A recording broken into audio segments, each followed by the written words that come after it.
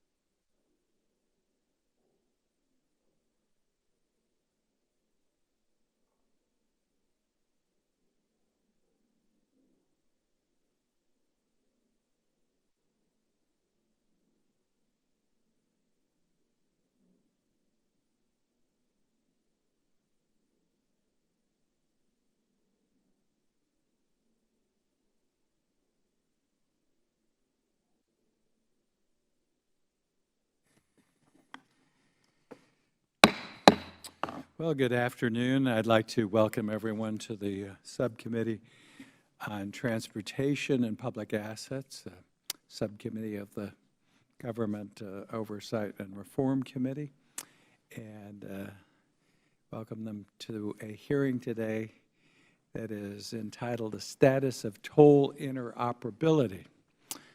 While we don't have the crowd we had yesterday on Planned Parenthood, or I've been here through Whitewater and Travelgate and other hearings. I'm very pleased that we do have the witnesses that we have and those who are attending, because This is one of our meat and potato hearings.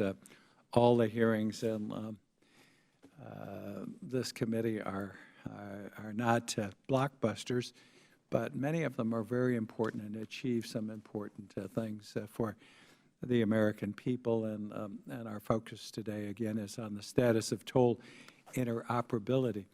The order of business is I'm going to open with an opening statement. I'll yield to Mr. Boyle, who's serving as our ranking member, and any other members will have at least 10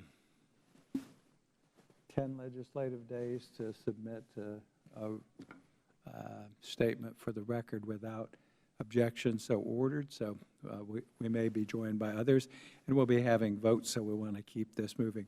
Then we'll hear from our witnesses, and I welcome them again. And then after we hear from all four of our witnesses today, we'll go to questions. So it won't be a long hearing. It won't be too brutal for our witnesses. In fact, I think it's one of those that everybody can come away with and see something positive as a result. So with that, I'll start with my opening statement. And it's pretty exciting for me. I had chaired the Transportation Committee, been on the Transportation Committee for some more than 2 decades. Honored to have leadership positions. Worked on the last transportation bill, which we did pass. They, I think, today are seeing the struggle and difficulty of passing major bills. Our bill turned out, because of funding, to be a 2.25-year bill. So it wasn't a long-term. It didn't have a huge amount of financing, but it kept us moving, and that's the legislation we're working under today. Within that legislation were a number of policy changes. And I have to tell a quick story about how this particular provision, and I put in the bill a provision that within a certain amount of time, and that time will lapse by October of 2016, all of the toll passes, electronic devices that are used to access tolls throughout the country, would be interoperable. It came about as a result of an incident. I've been married for 43 years and in Congress for 23. And most of the 23 years in Congress, at Thanksgiving, I leave Washington, I go up I-95, and my mother-in-law, who passed away a couple of years ago, my wife and I would visit her for Thanksgiving or the holidays. And with me, I'd take my little pass, and I put it in my, from home, and I put it in my briefcase. And when I got to the tollway, lo and behold, it didn't work. So it was prior to starting this legislation, and I called the staff and I said, well, maybe this is my mother-in-law provision, but when we do the bill, let's see if we can put a provision in. First, we talked to folks and said, are they capable of producing an interoperable system and device, and is it technically feasible? And the answer was yes. And then the next thing was, how long would it take? And we thought we'd give adequate time, and we'd get about a little more than 3 years, and then some to get this in place. But it is, from a technical standpoint, possible, and a reasonable amount of time is moving forward. Now, it's a year from now when this bill kicks in. I will announce today that I will be providing some legislation which will be an incentive to make certain that this happens. Some of those in the industry may not like the incentive, but there will be a toll to pay if you aren't participating in this. I'm not going to give you all the details, but there will be a toll and price to pay. I just want to have a little motivator to make certain the provision is moving forward. And let me say at the outset that the industry has been great. They've come together.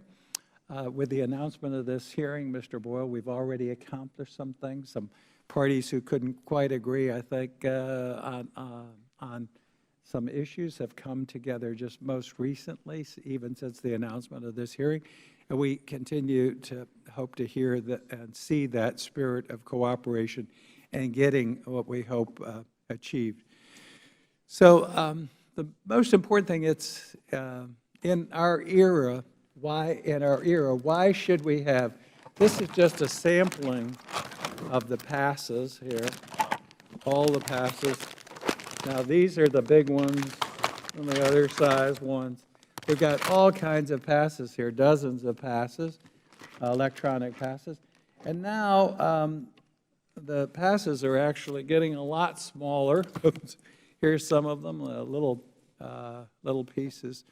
But our goal is to make it convenient. Our goal is to move traffic on our congested interstates and our toll roads faster and accommodate people and not have the backup, not have the congestion they've experienced. So the driver does not have to stop.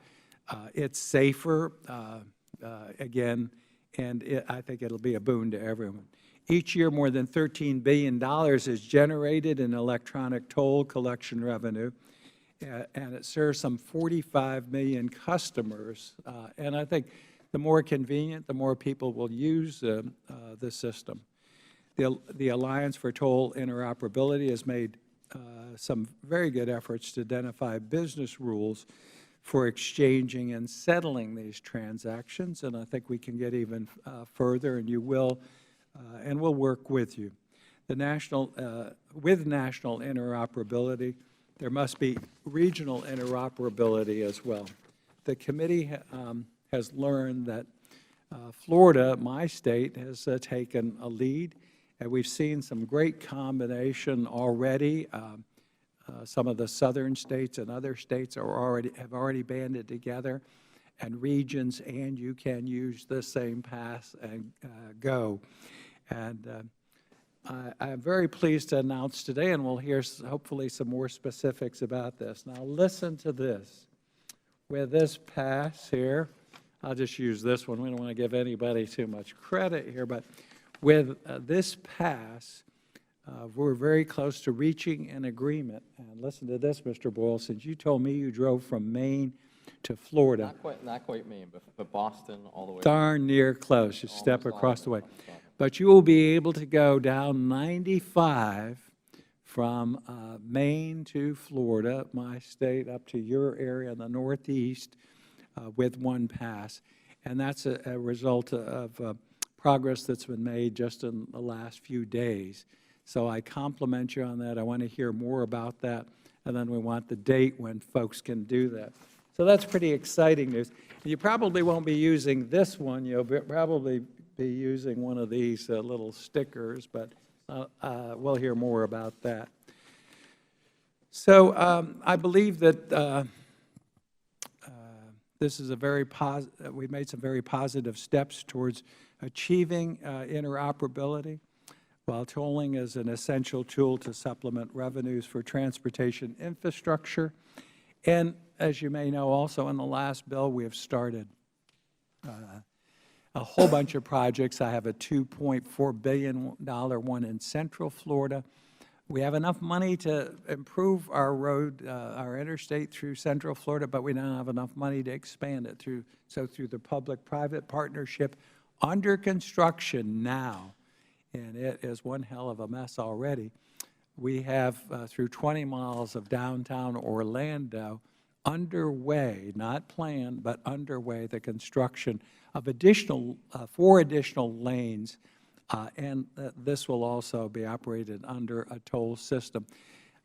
I've mandated in the legislation all free lanes stay free, but we could use additional existing right-of-way inside median and other assets that sit there idly towards expanding capacity, having a way to pay it down, and having a way to construct it and adding, again, capacity. And that frees up the free lane so people who can't pay can go faster, and people who want to pay can help pay for, and pay down the cost of that improvement. Tech startups are currently developing tolling solutions with a smartphone. this is I believe this will probably be one of the next ways that we will be paying not only for tolls, but for many other things. Some people have already seen it. That's very innovative, but this is coming next. I'm also using this and other technology from this as a way to read in real time the flow of traffic and very cost effectively in real time change the signalization and allow cars to flow faster and also more cars to be used in the same amount of capacity, but getting people where they want to go. So these two devices, again, this is almost passé, but will help us also electronically and technically move vehicles and traffic faster. So the future, we'll see cars talking to each other. I had a rental car this weekend. It talked to me. I got a little over in the wrong lane. It sure as hell woke me up, and I got a little too close to the car in front of me, and it sure as heck did have a conversation with me. In fact, I thought I'd done something really wrong. But we're on the verge of some incredible technology breakthroughs, and you all today are part of one that'll make a big difference nationally. We must be able to allow for a bridge to that environment as new technologies come to light while remaining cognizant of consumer privacy. That privacy is a very important element. So this afternoon, I look forward to hearing your testimony. Pretty exciting to see something you proposed finally coming into fruition and reality. And I thank each and every one of you for being here. We look forward to working with you. I'm pleased to also finally ask unanimous consent that the testimony from Florida's Turnpike Enterprise and Easy Pass are entered into the record. They submitted that to me without objection, so ordered, and of course we'll take any other requests in a similar manner. With that, Mr. Boyle, welcome and thank you. You're recognized. Well, thank you, Mr. Chairman, and I thank all of you who are gathered. And as Chairman pointed out in the beginning, as we were both here yesterday, there might have been one or two more people at that hearing than this one. And while this issue might not have the sexiness of some others, actually this is critically important. This is the real work of Congress and our government. And this is the kind of thing that goes on behind the scenes, doesn't get as much attention, but I suspect will actually have a longer lasting impact. As Chairman Mica was mentioning, I'm from Pennsylvania. I have driven almost every mile of I-95. I can say that from about New Hampshire to where I-95 ends, just south of Miami, and about 4 or 5 times I've driven it from Philadelphia down to Florida. So I happen to be a big fan of Easy Pass. I'm so glad that in the Northeast, when I drive, even on the frequent trip that I make from Philadelphia to Washington, that I'm able to come here despite going through Delaware and Maryland and sometimes over into Virginia. The fact that one system works for that. Likewise, going east-west, as many people from Pennsylvania do, on the Turnpike and the Jersey Shore, we have interoperability. Now the question is, how do we do this as a country, as the United States? It was said, and PBS recently rebroadcast the 25th anniversary of their landmark Ken Burns documentary, The Civil War. And it's been said that the Civil War changed the verbiage we use. Before the Civil War, the United States was said as a plural. After the Civil War, the United States was said as a singular. Well, I think part of further strengthening that is the interstate system. And I think that one of the great achievements of President Eisenhower was the interstate system and making sure that we have interoperability on our electric tolling as part of that. Now, I will read an opening statement for the record to get into more the nitty-gritty, but please accept my thanks and appreciation for being here. Highways remain the primary method of transportation in this nation. According to the Census Bureau, highway mileage in the U.S. exceeded 4 million miles in 2009, including more than 46,000 interstate miles. According to Federal Highway Administration, just under 6,000 miles of highway and bridge facilities in the U.S. are tolled, and the majority of states now have a tolled facility of some kind. Most toll facilities now utilize some type of electronic collection system. I would add as a quick aside, some states, including Pennsylvania, I know are experimenting with strictly electronic tolling and no longer an option for any other method of payment. As a result of their individualized development, many toll authorities use transponder systems that are unique to them and not compatible with other systems. The MAP 21 legislation that Chairman Mica helped write requires that toll systems on Federal highways, and I quote, implement technologies or business practices that provide for the interoperability of electronic toll collection programs by next year. Right now, groups in industry, as has been mentioned, are working on two different but complementary approaches to achieve interoperability. One group, led by the International Bridge, Tunnel, and Turnpike Association, is working to develop a national toll protocol, meaning in plain terms a transponder system that could be utilized at all toll facilities in the nation. Under this scenario, a single transponder system would be identified at all toll systems, would ultimately adopt this system or utilize roadside equipment that could read the national transponder as well as their own unique transponder. There are already several regions of the country in which local toll facilities have adopted an interoperable electronic toll collection system. The largest of these regional groups, as I mentioned previously, is E-ZPass, whose membership encompasses 15 states and 26 separate toll authorities and systems, including the Pennsylvania Turnpike Commission. In 2014, there were nearly 17 million E-ZPass accounts and more than 28 million E-ZPass transponders in use, including 2 in the Boyle household. According to E-ZPass's website, the E-ZPass toll system collects more than $10 billion in annual revenue, including $7.8 billion collected electronically and more than $3 billion transferred among participating agencies as drivers move through tolled facilities in states other than their home state. The E-ZPass system clearly demonstrates the advantages that could result from the creation of a single national transponder system. A separate effort is underway that seeks to stitch together the so-called back-office operations of toll authorities. The objective of this effort, which is being led by the Alliance for Toll Interoperability, is to enable systems to exchange information on toll system usage by their various account holders so that fares, and presumably fines, can be exchanged among the systems. This would achieve a form of interoperability that would not entail the use of a single national transponder system. Certainly, while both efforts offer great promise to improve mobility in our nation, each also understandably raises significant data security and privacy concerns. For example, toll systems will have data on a vehicle's registration and travel history, and they will have the credit card information associated with the driver's account. I am concerned to know what data standards are in place to protect this data as it is stored, and especially if it is shared among tolling entities. So I look forward to examining these issues in more detail today, and I thank very much the Chairman for calling this hearing and his good work on this issue.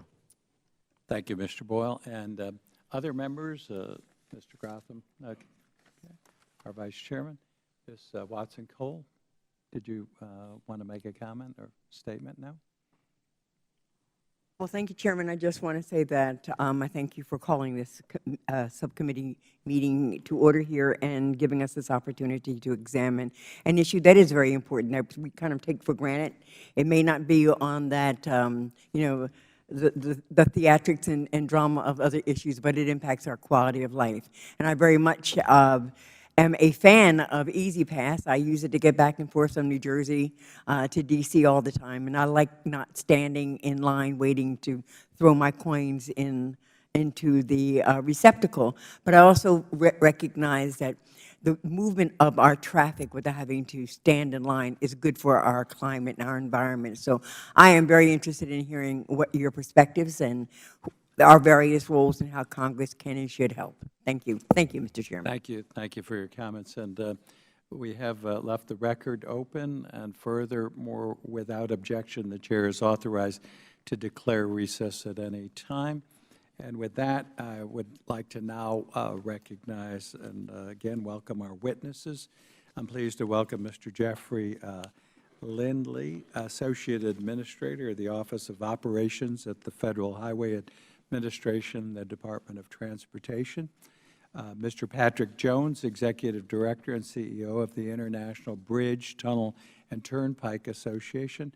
Mr. James Eden, and he is President of the Alliance for Toll Interoperability.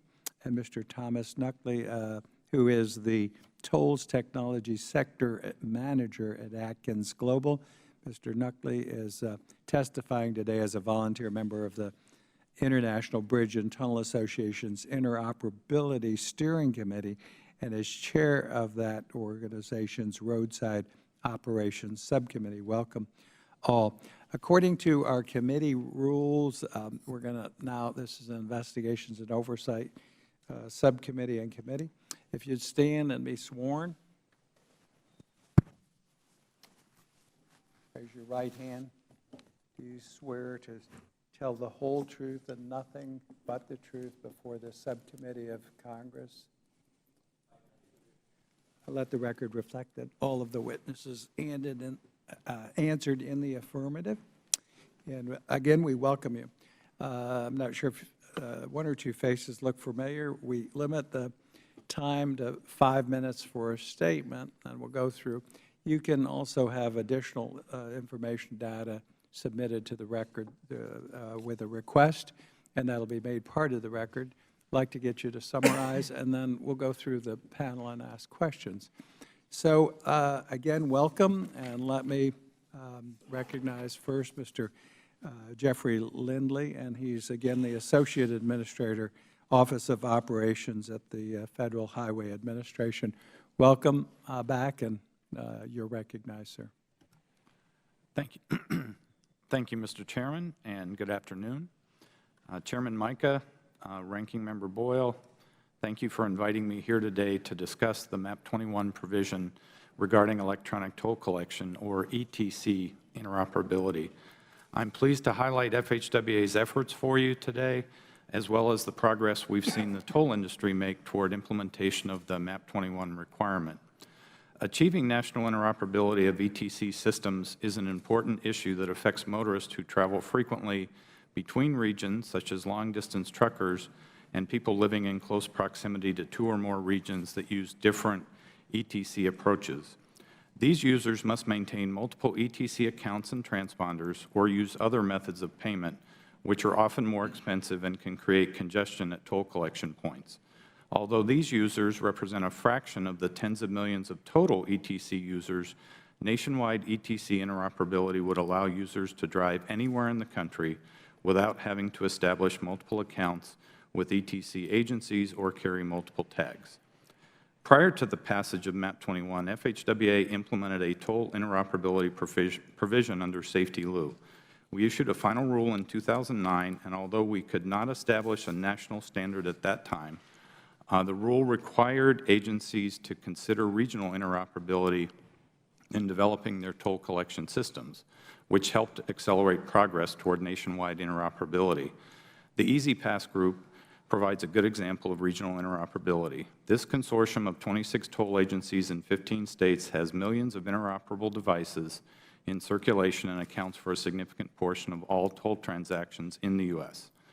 With regard to implementing the MAP 21 provision, while FHWA believes that a solution identified and developed within the tolling industry presents the best opportunity for achieving nationwide interoperability, we are committed to helping implement the requirement and have engaged with the tolling industry on a regular basis.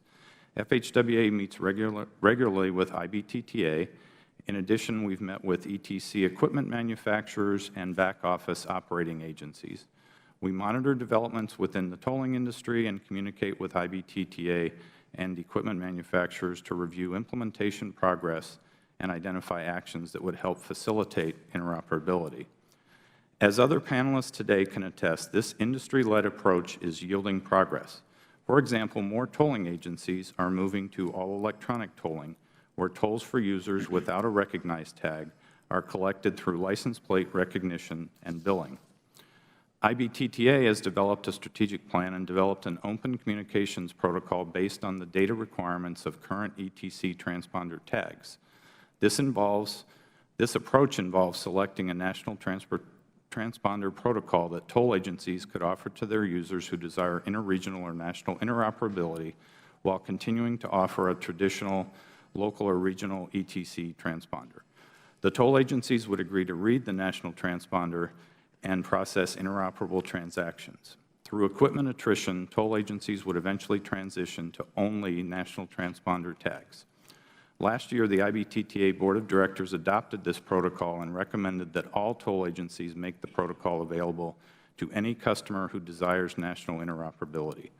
IBTTA's efforts have also revealed the need for real-world testing of the protocol to ensure it could coexist with current transponders and to allow a gradual migration to a single protocol. For more near-term interoperability, the Alliance for Toll Interoperability has established a hub pilot program that allows the exchange of toll transaction information among enrolled toll agencies, providing interoperability to users. Toll facilities in North Carolina, Georgia, and Florida now accept each other's tags. Likewise, toll facilities in Kansas, Oklahoma, and North Texas accept each other's tags. These are examples of agencies with different ETC protocols cooperating to offer users interoperability through advanced roadside readers and coordinated back-office billing processes. Finally, one ETC tag vendor recently introduced a tag that allows a user to establish an account with the vendor that will provide interoperability among the nation's major ETC systems. The tag vendor establishes accounts with each system and handles the billing for the individual user, issuing a single statement for the tolls plus an administrative fee. An important aspect of this is now the availability of a North Carolina tag that offers interoperability with Georgia, Florida, and the Easy Pass facilities, which creates full East Coast interoperability for users who need it.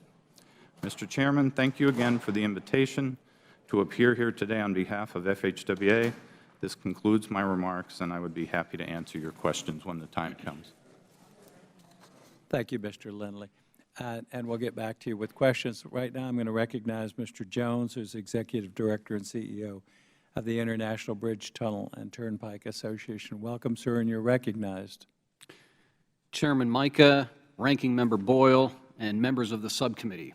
My name is Patrick Jones. I'm the Executive Director and CEO of the International Bridge, Tunnel, and Turnpike Association. I'm honored to be here today. IBTTA is the worldwide association for the owners and operators of toll facilities and the businesses that provide products and services to the industry. Our mission is to advance transportation solutions through tolling. Founded in 1932, IBTTA has more than 60 toll agency members in the United States and hundreds more in 20 countries on 6 continents. We commend you, Chairman Mica, for your work on this committee and for your leadership and vision on the Transportation and Infrastructure Committee. At the very outset, I want to acknowledge my industry colleagues on this panel. J.J. Eden with the Alliance for Toll Interoperability, Tom Nucky, representing the Roadside Operations Subcommittee of IBTTA's Interoperability Steering Committee. Not on this panel, but with us in spirit and actively, extremely active in this process, Dave Christic of the E470 Public Highway Authority, who is chair of our Interoperability Steering Committee. P.J. Wilkins of the Easy Pass Group, the largest multi-state region of electronic toll interoperability in the world, who submitted testimony for the record, seated here in the gallery. Diane Scicchetti, CEO of Florida's Turnpike Enterprise, who also submitted testimony for the record, the Interoperability Steering Committee, the Board of Directors of IBTTA, and all the members and staff of IBTTA. Without their collective efforts, we would not be where we are today. IBTTA and its members are absolutely committed to the MAP 21 goal of achieving nationwide interoperability of electronic toll collection programs. We established the Interoperability Steering Committee in 2010 to focus on the tasks needed to achieve nationwide interoperability. We have a simple vision: create a nationwide system of ETC interoperability in which any individual customer who chooses to do so may drive on any North American toll facility using a nationally interoperable transponder that is easy for the customer to use and cost-effective for the toll agencies. That transponder will have an open, non-proprietary protocol. We recognize that MAP 21 set a deadline for nationwide interoperability, not later than 4 years after the date of enactment of this Act. In fact, that deadline has been a catalyst to our industry, spurring tremendous activity that might not have been present without such a deadline. Getting there by 2016 is very ambitious, and it will probably take a bit longer for the industry to cross the finish line. Having said that, we've made huge progress. We've done our best to engage the entire North American tolling industry in the interoperability process led by the steering committee. We've created the National Interoperability Protocol Requirements document, a consensus document representing the views of virtually all North American toll agencies, that outlines all of the performance requirements and features that must reside in the National Toll Protocol. We've created business rules for nationwide interoperability that describe in nearly every way how toll agencies will work together to clear financial transactions. Both the requirements document and the business rules have been adopted by the IBTTA Board of Directors. We've created a special panel to review and evaluate candidate protocols for conformance to the requirements document. We have retained a certifying body to oversee the testing and certification of the ETC protocols that are candidates to become the national protocol. And we've committed $250,000 to pay for the first phase of this testing. All of this has been accomplished with a workforce consisting of hundreds of industry volunteers who have donated their time and energy to get this right. Once again, I'm pleased and honored to be here today, and I look forward to responding to your questions. Thank you, Mr. Jones. And we'll go now to Mr. Eden, President of the Alliance for Toll Interoperability. Good afternoon, Honorable Chairman and distinguished members of the committee. I am pleased to join this distinguished panel to discuss an issue of concern of Congress, the public, the transportation industry, and especially the toll community. My name is James Eden, and I'm Vice President and Director of Tolling and Managed Lanes for AECOM. But today I'm here as the President of the Alliance for Toll Interoperability, or ATI, and as a volunteer for ATI, my statements and views represent my own opinions and that of ATI and are not of my employer, AECOM. ATI was established in 2008 in a meeting with representatives from Texas, Florida, and North Carolina as a not-for-profit 501c6 membership organization, focusing solely on toll interoperability, and has been an integral part in advancing national interoperability effort ever since. ATI was created and is wholly owned and governed by public toll agencies. It's currently comprised of 38 full and affiliate members spanning the United States and Canada. ATI funding is derived primarily from annual dues of $2,500 a year, but early on, ATI developed a plan to address several issues. The number one was the rapidly expanding highway speed toll deployments, or ETC deployments, that did not have a cash option. ATI decided to focus on developing a customer service solution, or hub. ATI developed a multi-tiered timeline designed to meet customer expectations as systems were deployed and converted to all-electronic toll collection. The hub was to be launched in phases. During phase one, the hub is capable of matching license plates from vehicles traveling in one state to valid accounts held in another state. This system does not include any personal information, as all data and personal information will continue to reside in existing toll agencies with the opt-in registration. We deployed the license plate hub first to provide the needed interoperability for AET systems with current camera technology.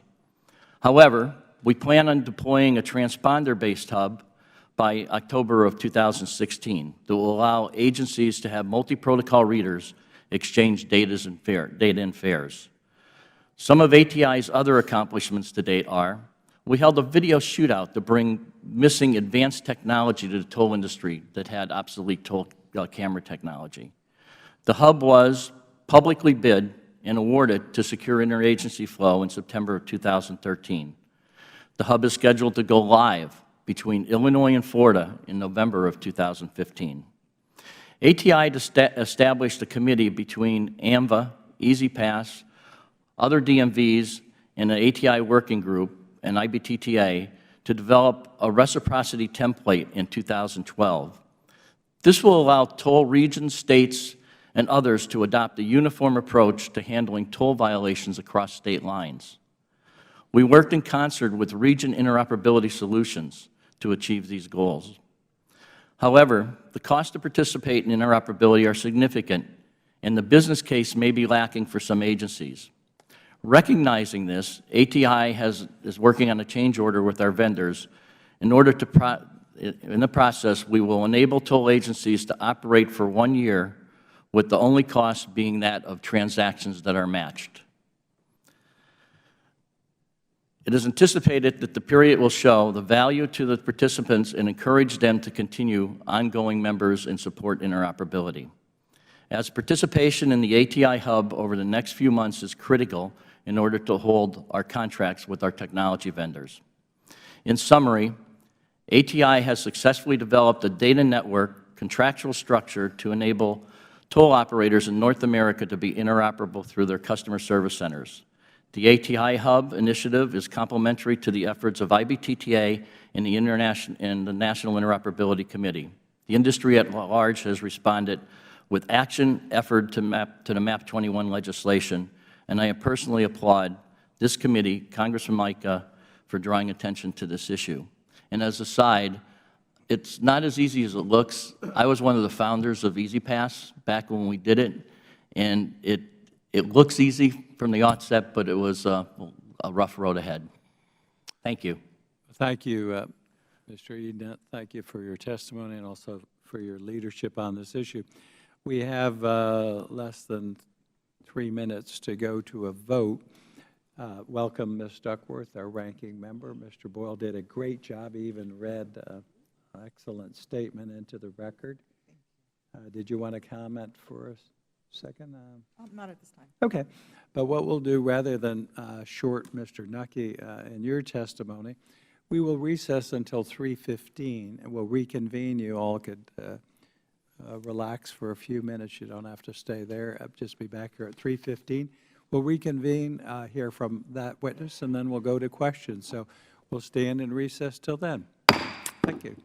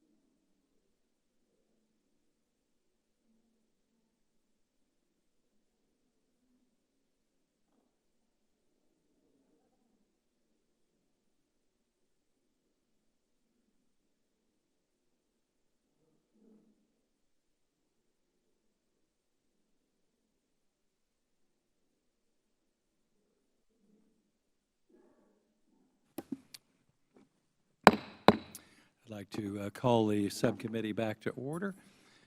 We were going through our witnesses, and we had patient Mr. Nucky waiting, and I'd like to recognize him. He's the Tolls Technology Sector Manager at Atkins Global, and he is testifying today as a volunteer member of the International Bridge, Tunnel, and Turnpike Association's Interoperability Steering Committee, and is chair of that organization's Roadside Operations Subcommittee. So welcome, and thanks again, everyone, for your patience during the vote.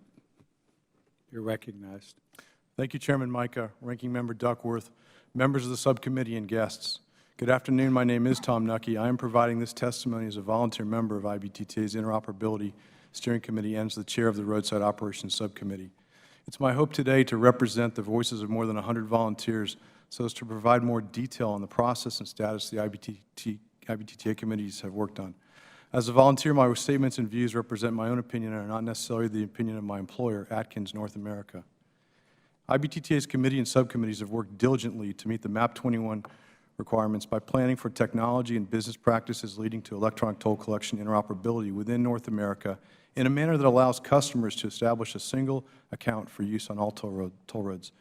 We envision customers with an IOP account with one agency could participate with any other toll agency. They can use the electronic toll lanes of any other participating agency nationwide. This would be accomplished in part by having toll systems read a common national interoperable transponder. There are various complexities to nationwide toll interoperability. One of these relates to the limitations of transponders and reader devices to be interoperable. Toll agencies have made major financial investments in 8 existing protocols. These protocols can be thought of as unique languages that the electronics use to speak such that the toll transponder in a vehicle can communicate to the toll reader, thereby linking the vehicle to an account in milliseconds as a customer makes the toll payment. IBTTA's process has been to develop a requirements-based approach to select one of the existing protocols to become the national toll protocol. We created the Interoperability Steering Committees, and IBTTA then supported 4 subcommittees, each with specific responsibilities including governance, interoperability branding, back-office operations, and the Roadside Operations Subcommittee, chaired by myself. Our focus has been the development of a requirements-based approach for a national toll protocol. To accomplish this, in 2004, we published the Industry Consensus Requirements document. We then shortlisted 3 of those existing 8 protocols for further analysis. After this, we verified industry intent by asking both agencies and suppliers to nominate one of the 3 shortlisted protocols. All 3 received nominations and advanced to the next step. The subcommittee then commissioned a special panel including technical and legal experts in the industry to review the supplier responses as to their ability to meet the published requirements. This past July, 2 of those protocols were approved to begin the testing efforts. The next step is to test these 2 candidate protocols to validate technical conformance with the requirements. Earlier this year, IBTTA publicly procured the services of an independent testing entity, Omni Certification Services. Testing will be in phases. Conformance testing is now under development to ensure the specification used to make the candidate protocols are in fact able to be built as specified by others. This is critical to protect the goal of adoption of an open technology that can be provided by multiple suppliers. This phase should be completed by January and is entirely funded by IBTTA. The performance testing is the next phase. This will be used to ensure the candidate protocol devices meet the performance criteria of the requirements. This testing phase is currently unfunded and requires approximately $3 million in unidentified funds. At the completion of testing, IBTTA will select a single national protocol for interoperability. IBTTA will then create a certification process to validate that suppliers seeking to sell IOP devices have in fact met the IOP requirements. With the certification process, toll agencies will then be able to procure and implement IOP national protocol standard devices. We anticipate that all agencies will have to make some changes to their current tolling systems to support interoperability. This will likely require funding over time. This will take a significant time as agencies each have unique procurement processes. Once the IOP National Toll Protocol Certification Standard is in place, the suppliers will offer innovative solutions that ease the transition to nationwide IOP adoption through the use of multi-protocol transponders and readers. The standards-based certification process should create the market environment for more competition and innovative industry approaches, such as integration of the National Toll Protocol into new vehicle systems, or perhaps into consumer electronics like smartphones. Much progress has been made in the IBTTA approach, almost completely through volunteer efforts. The process is now at a critical point. Funding is required to perform professional testing services and create a certification process. MAP 21 has provided the impetus for real interoperability progress. IBTTA has worked through complex issues and developed a process for national interoperability. The process has been defined, and the industry is preparing for interoperability. Thank you. Thank you. I guess that concludes your statement. Yes, sir. Appreciate it. And it concludes all four witnesses' statements. Again, we thank you for joining us and being part of today's hearing. We'll turn now to questions, and I have some. We've heard about, again, standards being developed, and you just spoke to that, Mr. Nucky. When do you think that they would come up with a universal or acceptable national standard? What time frame?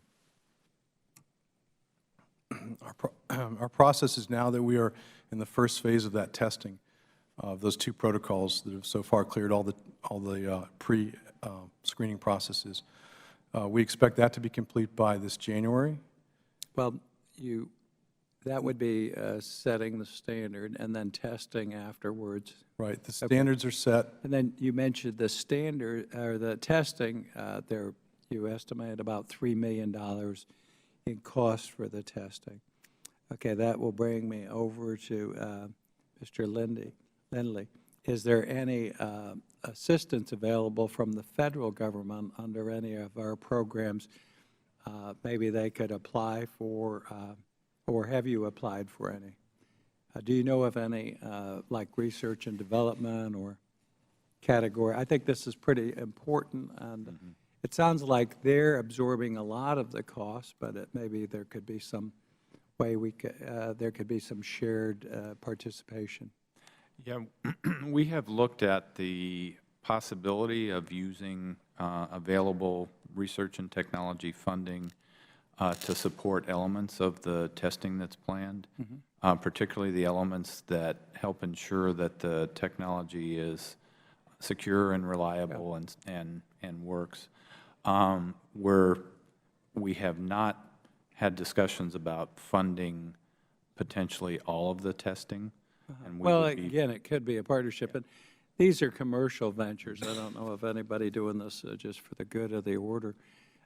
But it would be incumbent on them also to participate. But it may be a possibility to bring you all together, if you haven't, to discuss some participation, because there's a public benefit to, I believe, in doing this. But is that something that could be arranged, Mr. Lindley? I think we could certainly have more conversation about that. Okay, Mr. Eden, are you the one that would help lead that? And you're, of course, you're the subcommittee chair, Mr. Nucky. I'm not sure the Yes, sir. It would be most likely order. Mr. Jones. Mr. Jones. Jones, okay. Well, Mr. Chairman, yes, we would be the ones to got to get a commitment out of be somebody part of those before we get out of here. conversations. Okay. Yeah. Again, I think some type of partnership. My goal is to get you 1 year from now. I insisted on this hearing because I don't want to come a year from now and not have this done. And I think it's not a fair warning, but just working with you all. And I think you've done a great job to this point. Calling this hearing, I think, already brought some people closer together. And that would actually lead me to one of my, well, before I get to my question about 95, okay, you get to a standard, and under TLU, or I guess it must have been TLU, we had done some preliminary work, then we did the MAP 21 requirement. The standard, is it necessary for that to be adopted by DOT? Should we have some legislation that gives you additional authority? Is what they're doing adequate, or should there be something that we nail down a little bit further? So first, Mr. Lindy, and then Mr. Jones. Yeah, Mr. Chairman, we believe that the industry is making sufficient progress and, has the finish line in sight on this. So we would not be seeking any additional. You have enough authority. And Mr. Jones? Mr. Chairman, I would just hearken back to a conversation that happened 4.5 years ago in a hearing of the Highways and Transit Subcommittee of the T&I Committee, when the then president of IBTTA testified and the subject of interoperability came up. And Congressman DeFazio asked my president, Frank McCartney, about interoperability and said, look, if we just said we want this to happen, we want you guys to make this happen and do it by a certain date. We don't tell you how to do it. We just tell you, please do it. Is that something that would be agreeable? And his response was, we would support that. So our understanding, our belief from the language in MAP 21 is that we're not mandating, there wouldn't be a law to mandate a specific technology or set of business rules, that it would be in the hands of the industry to work that out. Okay. Well, again, I trust industry, but I'm sort of like Reagan. I trust and verify. I've had industry come up when we created TSA, the airline industry. If we take this responsibility of screening away from you, how much is it costing you now? $1 billion. Would you be willing to contribute that to help pay for this? Oh, yes, and it will relieve us of the liability, and oh, yes, and all the promises made. Then not only did they never meet that, now they've totally walked away from it. So it's, I just like to have things a little bit nailed down and make certain, again, that public interest is served. And it is something I think that will be advantageous to business, because you can conduct business nationally as opposed to just regionally or on a limited basis. But it does have some value, and people can tweak it, and people do play games, sometimes having set standards. So again, there's the whole host of issues that we have to look at. Thank you again for coming together before the hearing and meeting and making decisions. And most recently, I'm told that you're pretty close to a decision on agreement between Maine or the northern part of 95 down to Florida. Who can comment on that? When's it going to happen? When can I use my pass? Mr. Chairman, I think I speak for all of us on the panel here that none of us can comment on that, because none of us were present in the room. But you've heard about it? We've heard about it, Okay. tangentially. So I'll subpoena them, I'll testify them and get them in here, get them nailed. But I think that would be an exciting development. And the maps we've seen about the existing systems and coverage, it lends itself very well, particularly this part. I mean, members, Ms. Duckworth, it goes all the way over to Chicago, and I understand that the South is now has reached an agreement all the way towards California. Is that correct? Close to correct? No. I see some people, yes, no. Yeah. So it's not done. Currently, Texas, Oklahoma, Kansas will be interoperable within the next few months. California is actually talking to the state of Washington, because they're switching to the same technology, so you're seeing interoperability happen in that region also. Florida is talking to Texas to combine that link in addition. So we're seeing a lot of interregional cooperation, and I personally think that's part of it. This is going to evolve. This is going to take a long time. As you pick technologies, that's one piece. So you have the technologies piece, you have a standard that everybody agrees to, and then it has to be deployed. So, and that's just so we get it done by next October. You have a lot of time until then to get it done. In the interim, I understand that license plates will also be used as sort of an interim technology. Can someone explain what's going on there? Yeah, that's the ATI initiative, where we're taking license plate reads from one state, and all we have is the license plate number in the state. We don't have any personal information. And then putting into a database and matching it against license plate numbers in another state. So if you're driving from Pennsylvania to Florida, and you have an account in Florida, and you use your transponder in Pennsylvania, they'll pull it up and they'll say, well, we don't have an account in Pennsylvania. They'll send it to ATI. ATI will say, oh, that license plate matches the account in Florida, which by opening that account, you opt in to that program. So then we'll be able to say, okay, these two match, and Florida will deduct that amount from your account, and it will be transparent to the user. Okay. The other question that always arises is privacy and the data that you have. Are there adequate safeguards in place, or do we need some additional safeguards legislatively to protect the personal information? Well, the way we're setting up ATI, for instance, we don't have any personal data. We're not housing anything where there's no database of personal information.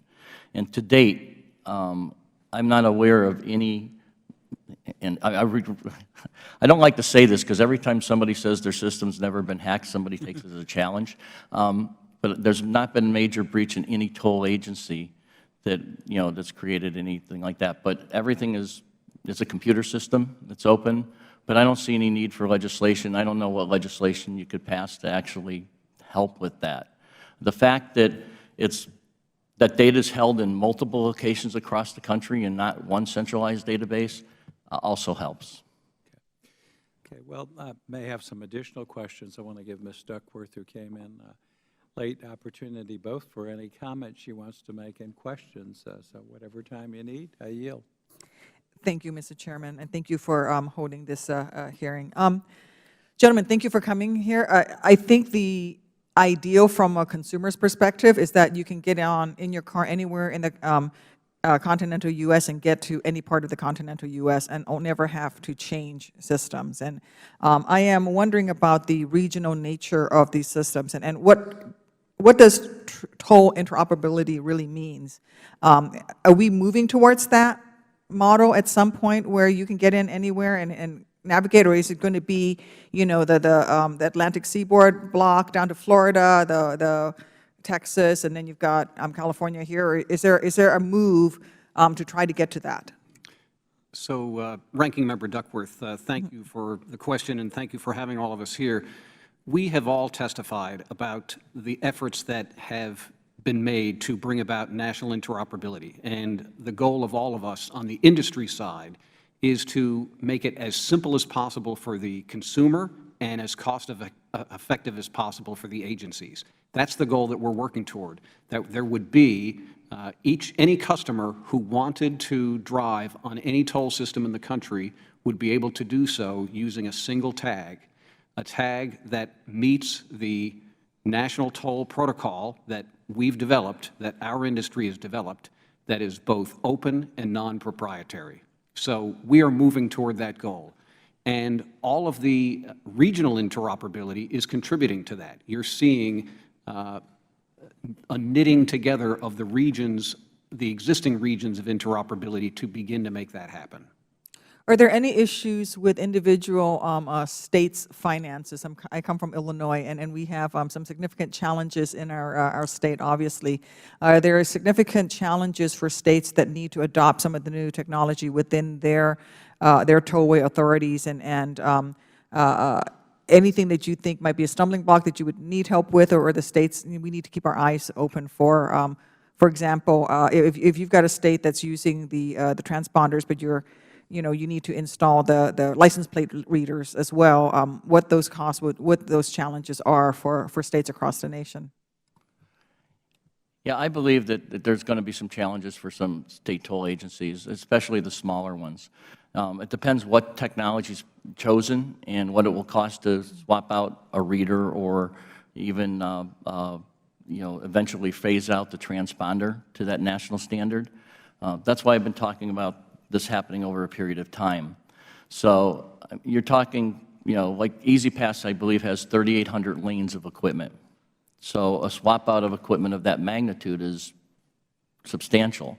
And if you do it on the transponder side, which I don't believe we'd have to, you're talking about millions of transponders to change. It's like changing your credit cards, how difficult that can be. So I think there's going to be some financial challenges across the country for individual states, some not. Even with ATI, signing up with a program where we're saying, hey, look, we'll do it for basically the transaction costs for the first year, there's been some reluctance because it's still a cost. It's still something they have to do. So I think definitely it's going to be a financial issue on the actual implementation side for some agencies. So with that, sort of building on what the chairman asked earlier, which is he said, if you've got an agreement by January of 2016, tell me where you think you can be by December of 2016.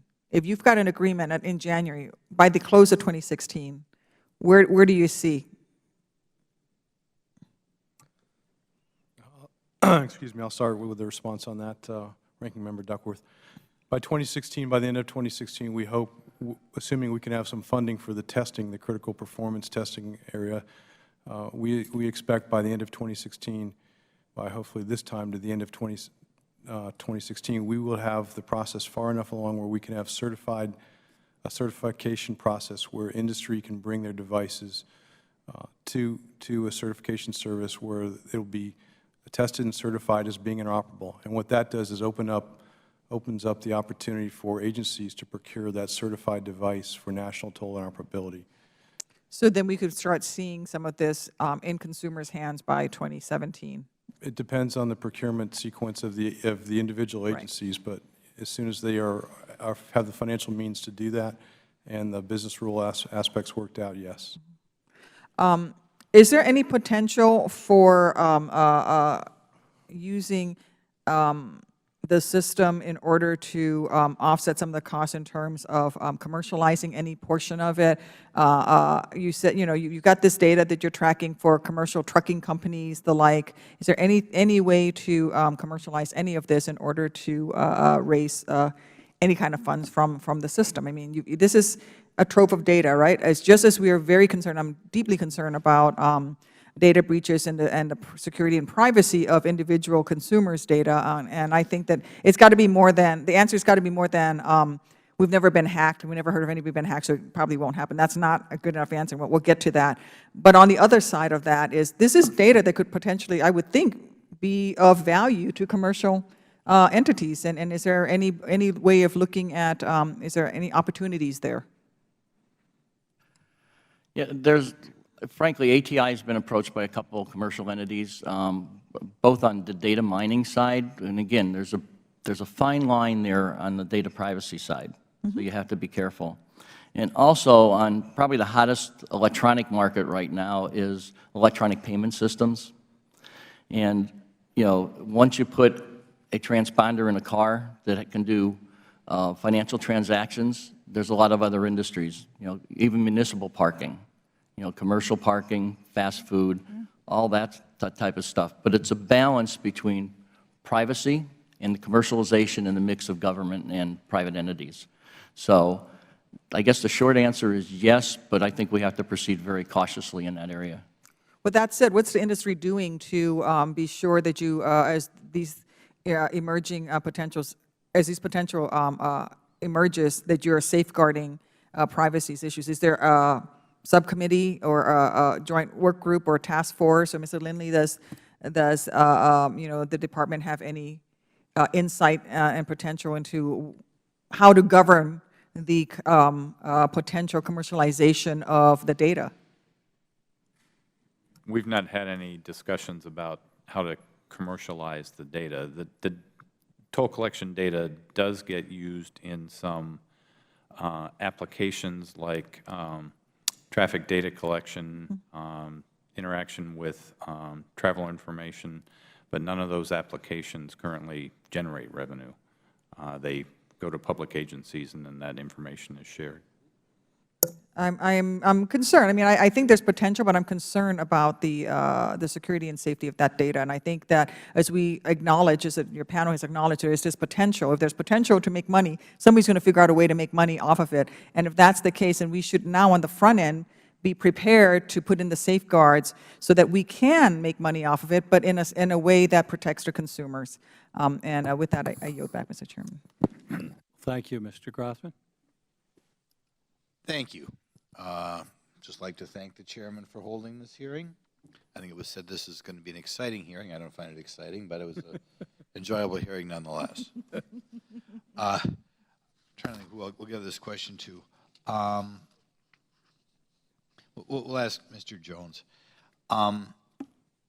Say for every dollar collected, state gets off this, how much do you guys in general take, or how much in general is the company that runs these tolls, how much do they take of that? If I understand your question, you want to know, could you come at me with that again? Let's say I get $100. I'm in the state of Wisconsin. We don't have tolls right now, but the day comes when we get tolls. If I pay $100 in tolls to the state of Wisconsin, or $100 tolls on the freeway, how much goes to either the upkeep of the toll system or the company that administers it or whatever? Well, it's a good question. And Congressman, it's going to depend a lot on the individual configuration and environment of each toll system. Certainly electronic toll collection, I can tell you the cost to actually collect the revenue has gone down significantly since it was first introduced in the late 1980s. And there's probably some variation from agency to agency as to the actual cost to collect that. So I'm probably not the best person to tell you a specific percentage. I would defer to my colleagues. Sure, we'll go on to, I don't know, whoever. Mr. Eden. Yeah. First, all the cost as far as implementing the system and maintaining them goes back to the individual agency. So the state of Florida, Tampa, Hillsborough, individually does that. As Pat said, it depends on a lot of factors, how many violations they're getting, how they have to track it down, et cetera. But basically, it costs probably around 10 to 15 cents a transaction for an electronic toll collection transaction. Now, currently under video, it's more because somebody has to read the video. There's automatic, optical character recognition, but, somebody wants to verify that that's there. So, and then also currently under that, which makes it a little more complicated, if there's not currently without ATI, if there's not an account on file, somebody has to look that up through DMV, send letters out, usually 3, which would cost the postage and everything else, which significantly ups that cost of collection. So all this will reduce the cost. As far as the groups, I wasn't real clear on the question. The groups, Pat's organization, IBTTA, is not-for-profit. They don't get any revenue from that. Either does the ATI. It's just a bunch of toll agencies, so we don't get any revenue. It all goes back to. Well, there's got to be a general number, though, right? Okay. I mean, if the state of Wisconsin in 1 year gets, I have no idea what it would be, $1 million. For every $1 million, I assume if I'm putting $1 million in the cash box or $1 million on, I guess Illinois calls it the iPass, I don't know if it's Illinois or interstate. How much of that $1 million that I pay works its way to the Wisconsin Department of Revenue? Nobody knows? Tough question. In this computerized age, nobody knows. Well, it's also a factor that, again, I'd return to my original statement that it's going to depend on the individual agency and their operations. What may happen in New York may be different from what happens in California, Pennsylvania, Texas. Absolutely. So, but you must have an idea. Is it 1 cent a dollar? Is it 5 cents a dollar? Is it 15 cents a dollar? I mean, give me a couple. Say this is what it costs in New York. This is what it costs in Florida. Yeah, we can show you studies that the cost of all electronic toll collection is down around 5 or less than 5% of the value of the toll. And it'd be 5 cents to the company plus what the state kicks in to set up this stuff and maintain it? Well, I don't know what you mean when you say it's 5 cents to the company. So, in other Okay, 5 cents to the system. If I'm the state of Wisconsin. Right. And I decide I'm going to build a new interstate, and on this interstate I'm going to toll it, I can expect probably, if somebody says, yeah, let's go the toll route, I can expect that for every dollar that the motorist pays for their iPass or whatever, that 95 cents will go to the state of Wisconsin. Is that accurate? in a mature, all-electronic toll collection system, yes, I would say you're probably in that range. Is that accurate, you other guys? Yeah, if you're just looking at the cost of toll collection and not the cost of operation of the roadway and the debt and services and everything else that's involved in that. But if you're just purely looking at the toll collection cost versus the toll, the 5 to 10 cent range, and it's all electronic, and you have enough people that it's 80% or more using that electronic transponder and not a lookup, that's a good number. That's why I keep qualifying it. Am I already 8 minutes over, or what is this here? Okay, that's the benefit of being one of the diligent, caring, conscientious legislators here. So, okay, you said that's in a mature system, 5 cents. You kind of imply if it's not a mature system, it'll be higher. Is that right? Yeah, what generally happens when you implement any kind of toll collection system, it takes a while to get the tags out there, to get people to actually buy them. I was a COO for North Carolina, and we put a brand-new road, it was a greenfield road, in, so there was no toll roads in the state. And it takes a while for people to, they'll drive on the road, but they don't have a transponder. So at that point, they're not account holders, you have to look them up. So it takes a while to market, get that penetration rate up into that mature system where they're just going through and you don't have to do anything with the transaction except to read it. That's why the mature system. And generally, it takes a year and a half, 2 years to actually get up to that, 70, 80% penetration rate. Okay. I mean, for years and years, and I rarely leave my district now since I got this job, but years ago when I used to drive into Illinois, they had the cash boxes and you throw the quarters in or whatever. Then I take it was a lot more, back in those days. Yeah, cost of cash collection actually is a lot higher than electronic toll That's what I collection. mean, it used to be a lot. Yeah, I mean, you're paying for somebody to count that money. In the case of the coin boxes they used to throw, I remember Garden State Parkway, there's a lot of change that doesn't make the basket. It falls on the ground, and people try to scrape it up and things like that. But there's cost to doing all that. And then there's all the staff costs to collect it and the armored car cost and everything else. Where electronic toll collection, basically you drive through and you collect the money. And there's credit card fees, et cetera, and it depends on your discount rates you have with the credit card companies and that. But, the credit card's guaranteeing the fee, so it's a much easier, less costly transaction. Okay, so I can expect the state of Wisconsin, if I report back to these guys, about a nickel off the top for the collection plus whatever it costs to set up these things all over the highway. Yeah, and generally, most toll agencies purchase the equipment up front. Now, some agencies run their own back office. However, most contract. There's a couple vendors, I don't know if they're in the room, that actually do that. So, so that would be a cost, and that's a bid contract negotiated. Okay, and is there a study that says how much it is for, say, per dollar collected to maintain the capital costs or whatever it is? Is that another penny, 2 pennies? Do you know? Well, capital costs of the systems themselves, there's a couple things, and it depends on the type of systems. For instance, if you have what type of classification system, how you're trying to determine if it's a car or a truck or what type of truck type deal. So that adds to the complexity of the systems also. Also, if you're tying it into your intelligent transportation systems, your ITS systems for smart city and things like that, a lot of people are looking at that today. So again, it's not an easy answer just to say. I know it depends, but there must be a study, 1 to 3 cents, 5 to 7 cents. I don't have the study. Nobody knows. A mystery. Okay. Well, I'd like to thank my chairman for indulging me. Thank you, and it is an exciting hearing for me. Rarely around here can you make things happen, and it takes a while. We haven't got this totally in place, but you see it coming together, and I think it'll be beneficial. It's interesting, though, just you don't have any toll roads? No, we have. Just in my district, around my district, I bet I have 150 miles of toll roads in central Florida and growing. And to expand the highway system, we did put the public-private partnerships, which is a means now to expand capacity and pay for it.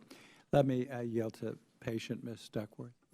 Thank you, Mr. Chairman. I too have many, many toll roads around us, and in fact, we have a new one that's being formed that, thanks to the great Secretary Ray LaHood, we're able to actually extend and upgrade the Elgin O'Hare Expressway, and we're given the decision to be allowed to actually toll an existing roadway that was not a toll road before because it's a short distance, but it's going to mean tremendous, tremendous opportunity for growth in the Western O'Hare Airport area. So I shout out to Secretary LaHood and the Department of Transportation and all the team that worked on that.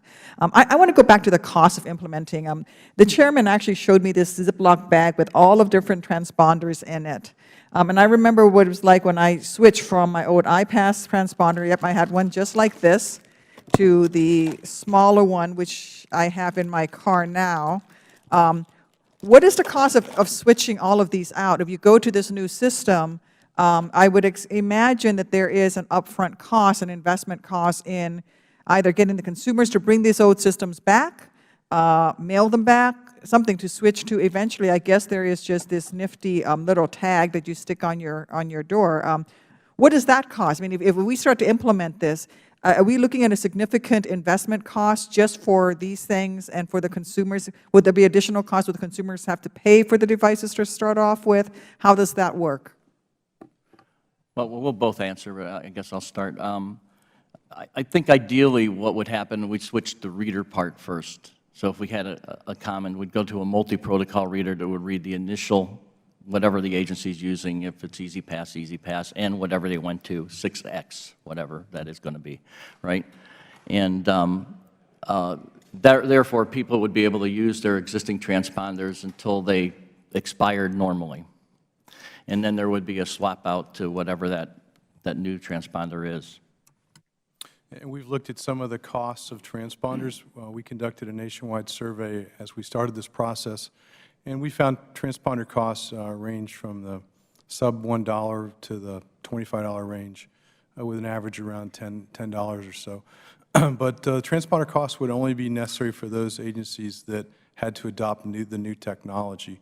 We anticipate that one of the national protocols will already be in use, or the chosen single national protocol will already be in use at many agencies. So agencies that already have that chosen protocol in use wouldn't have a cost of transponders.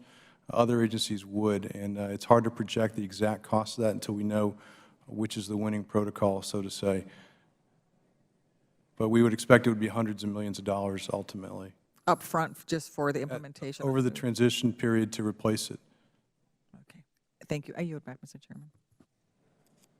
Well, thank you, and thank you for participating. Do you have another question? Yeah, go ahead. I got a couple of them. When you gave me that 5% number, I assume, and again, we don't have this in my state, but I assume that you probably usually always have a person at every cash box, right? Just in case I show up and I don't have the iPass or, you know, whatever.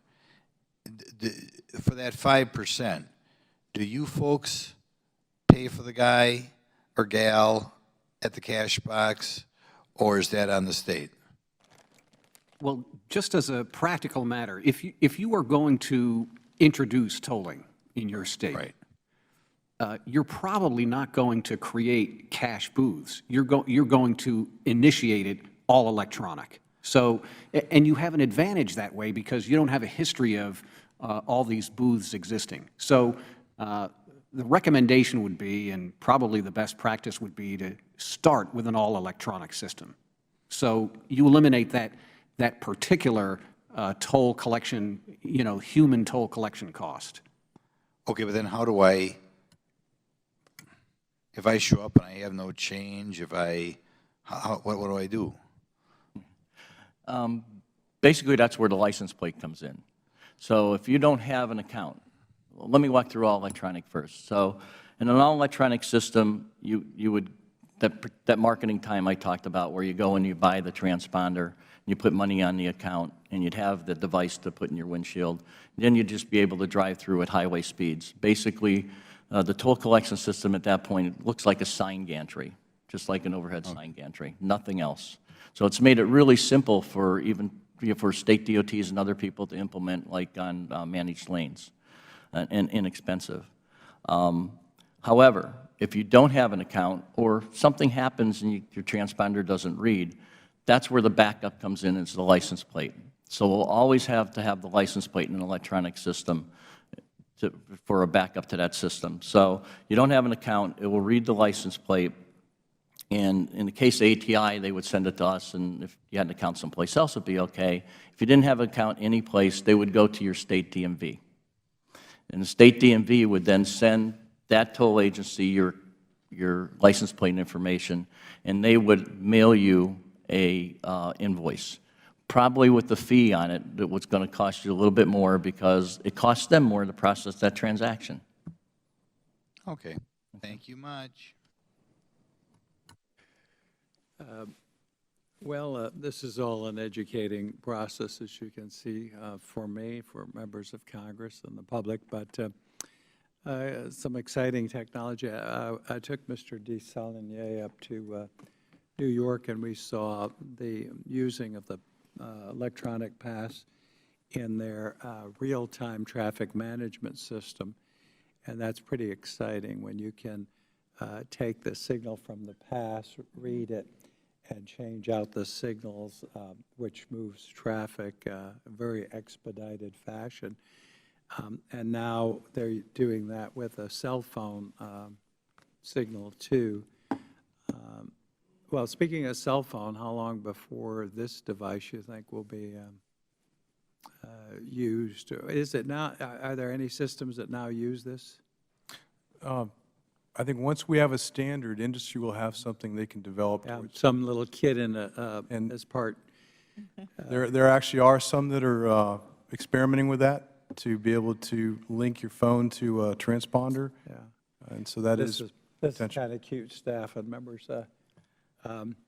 Yesterday I met with the president of Greyhound, and he says, you know, we have an app that can, we can identify any Greyhound bus wherever it is right now and when it's going to be at its destination. And he was showing me the app, and he said, I said, wow, that's something, that's great technology. How'd you develop it? He said, we hired a bunch of kids. I guess they were basically college kids and young kids. There's more than 100, and they developed that basically for Greyhound. It was done by giving these little whiz kids that challenge, and it's in use, and you can tell where any bus is anytime when it's going to get to wherever it is. So all you have to do is give it to a bunch of kids, and they'll figure it out once you get your standards at Mr. Eden. Yeah, I'm glad you mentioned that because, again, this, on the ATI side, we've had discussions with car suppliers, car manufacturers, and cell phone companies. And the cell phone companies had a problem with how do we determine who of the 4 people in the car actually is paying. But technology is advancing. Every time we turn around, there's something new.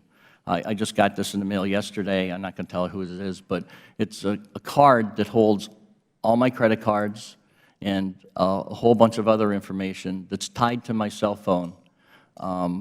So if you can do that with this, and Apple and Google and everybody are working with cell phones tied into the car, I'm sure they could do the same thing eventually with the car and the cell phone. So I think that's going to be evolving technology as far as time frame. It's probably 5 years away, maybe. Mm-hmm. That's just me guessing. Well, we're all surprised at the technology advances. We've been joined by Mr. Desalegn. I was just mentioning about our trip and seeing what they were doing. Did you have any questions?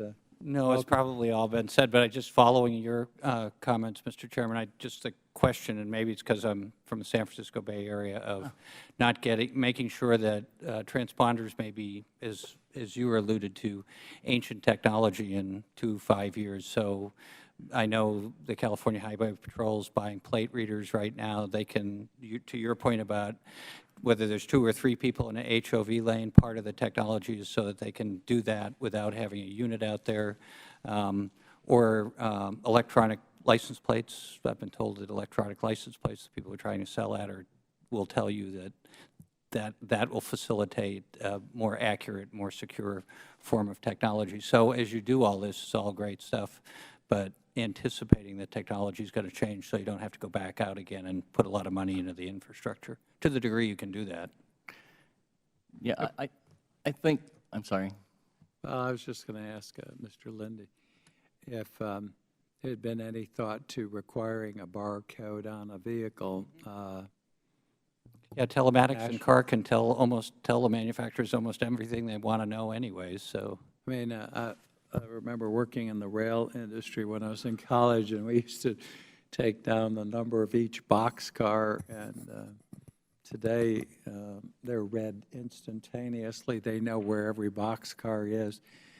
You stop and think of the implications there if it's embedded somewhere in the vehicle that you could find out where it is. There's just a whole host of things from safety and security. But I think we're going to see a lot of that probably. The age is just dawning. And many vehicles, as we know, are embedded, and we've already had issues. Maybe that might be the subject of a hearing, of how they're protecting your car from getting hacked. But any comment, Mr. Lindy? We haven't had any thought around requiring a barcode, if you will. There is technology that folks can opt into that allows devices to be connected into their existing system so that they can be tracked if they get stolen, or but that's strictly a consumer opt-in technology, not a requirement. Well, we also appreciate your willingness to hopefully get with these folks if there's any way we can partner in helping them on the testing aspect. The goal is to get this in place as soon as possible. We might want to sit down with you as we're developing finalization of the successor to MAP 21, because we do have some requirements under that law for compliance by next October. Want to have a practical pathway to get this done, not overbearing, but also something to hold your feet to the fire, and I'll provide that at the appropriate time. Some months out, but it's going to come because, again, I think sometimes we have the responsibility in Congress to make certain things happen. So, but I appreciate everyone's willingness to participate today, get sort of a reading, run the scanner over where we are on this project, and thank members for their participation. There being no further business, again, I thank the panelists for coming. We'll go ahead and we adjourn this subcommittee. Thank you.